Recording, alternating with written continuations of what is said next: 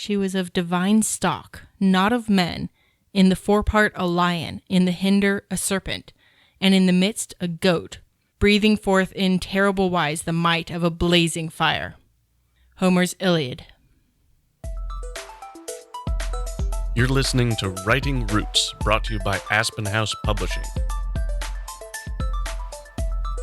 Welcome to Writing Roots. I'm Leigh Hull. And I'm Leigh Esses, and that only took us 7 tries. Just about. Our episode today is about the oldest kind of monster. The name is not quite so old, but we are using the term Chimera for all of those monsters that are a mix of something. Chimera tend to be monsters that are half this, half that, or part this, middle part this, end part this, like our quote suggested. But the oldest monster on record, as best we can tell, was the Löwenmensch, which is half man, half lion. I believe it was German. So I think the lion was mountain lion. But it doesn't take a whole lot of imagination to try to figure out how to create a monster if you're just taking Lego bits from this one and Lego bits from that one and sort of mashing them together. And that really is what a chimera is. The term chimera comes from Homer's Iliad. That's kind of the earliest written record of it. But it's just a mix. And the reason why they're considered monsters is because they were seen as unnatural. Because they were a combination of things that should never be together, they should be feared. Yeah, you see a lot of the mammal mixed with bird, mixed with humanoid, mixed with serpentine in some regard. If you have something that's somewhere between a cat and a dog, okay, that's not as terrifying as something somewhere between a cat and a hunting spider, because they're more separate. And there's also a little subcategory of a chimera that tend to be riddlers, and we'll talk about the Sphinx a little bit later in this episode. So let's get into examples. One of the most common types of a chimera is a half-human of some kind.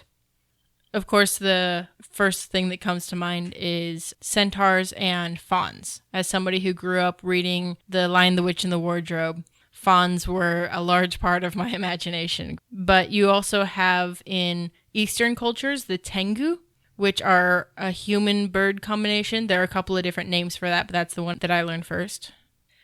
In Western cultures, adopted from Persia, was the manticore, where it's seen as having a human head, the body of a lion, and the tail of either a scorpion or a porcupine.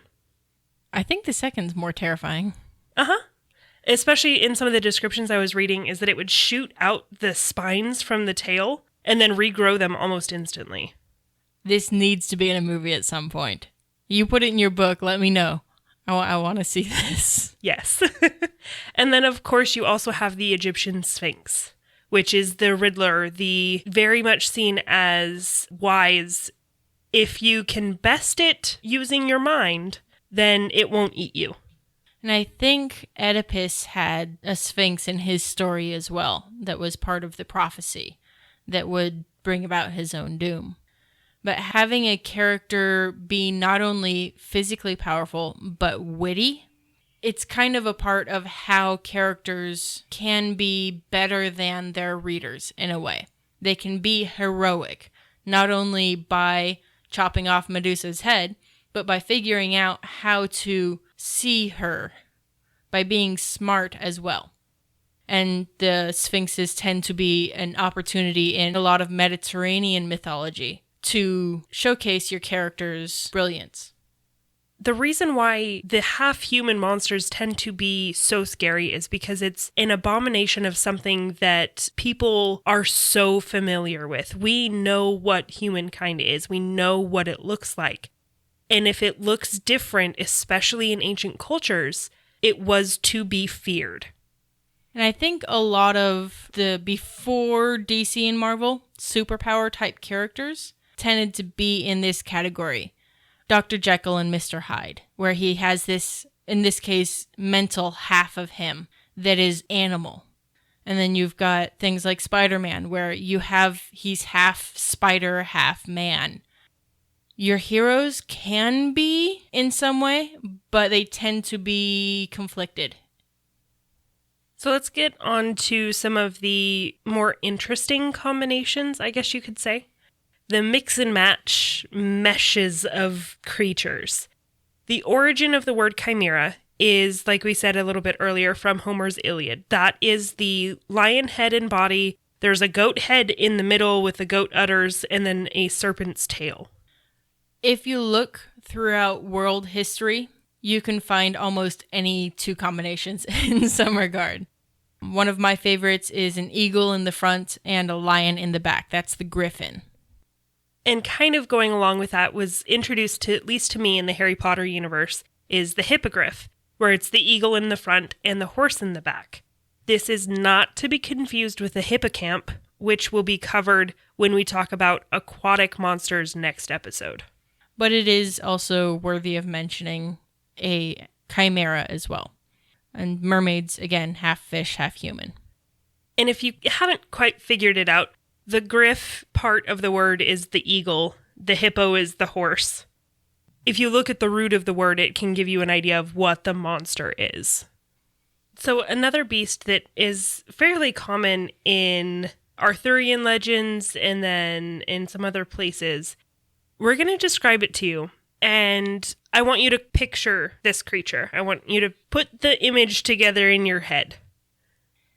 This strange creature has the head and neck of a serpent, the body of a leopard, the haunches of a lion, and the feet of a deer.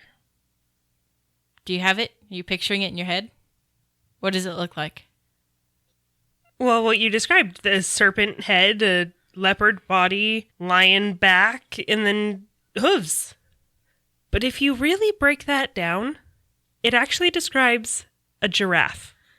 When these mythologies were written, there weren't a whole lot of travels to Central Africa to see giraffes. So it's very possible somebody went there and came back and described this monstrous thing with this super long neck, but it had leopard fur, but hooves, and then the tail and the haunches. It looked like a lion tail. So this creature is called a questing beast. And you see it in Arthurian legend. Questing is a pun, and I love it. Questing in this case means barking in some way. But Arthur was also sent at one point to deal with said questing beast, so he was on a quest for the questing beast. Some of the earliest writings that included a questing beast are from the 13th century in France. And one of the earliest descriptions of how a questing beast is made was that it's born of a young woman and a devil. And I won't get super into the details because it's rather complicated. But if you want to look into it, it's interesting. And one of the things that you're going to see as far as trends in Chimera are that they are abnormalities in some way. It's the only one of this kind. There's only one Sphinx until this one is destroyed and then they pop up with a different one. There's only one questing beast because they're so difficult to come across. Whereas if you have Fae or giants, they're a whole race of people that exist alongside humans. A lot of them also have some kind of super strength or physical abilities. Like in the beginning, the Chimera can breathe fire. The Manticore is either venomous or shoots darts. And if there is a human element to this monster, it's often demigod in a way. It was popular for Zeus to turn into a swan and all sorts of other random stuff. So they're kind of the gods' rejects that were just kind of sent down to Earth. You guys can deal with them. But if they're half human, they tend to be ones you have to both overpower and outsmart. So that's generally how you deal with them. The questing creatures, the questing beasts, the Chimera, those in mythology were made to be killed. Usually it took a lot of trickery, a little bit of smarts in order to kill it, not just brute force. That's their whole thing. So the questing beast was killed by a lance. An arrow killed Chimera from the back of Pegasus. And often these creatures in storytelling are simply in the way. You think of the Minotaur or a lot of the Sphinxes, those kind of characters. They aren't the end game like questing to go kill a dragon would be, but they need to get through the maze. They need to get to the other side of the road. Sounds like a bad joke. But getting to somewhere else, they are in the way. So long as you can get past them, whatever it takes, outsmarting them by answering their riddle or whatever, you can go on your way. I hope this information has given you some good ideas. Really, if you just take a creature or 5, throw them all together in one, you've created your own chimera. If you've seen the TV show Avatar: The Last Airbender, you kind of get what a chimera is. There's a spider fly, the glowflies, elbow leeches, catigators, polar bear dogs, buffalo yaks, tiger seals, otter penguins. It just gets creepier. I love it. So just throw them all together in one, make yourself a chimera, and send them on a quest. Or make them stand in the way of your hero's quest. But whatever you do, write selfishly.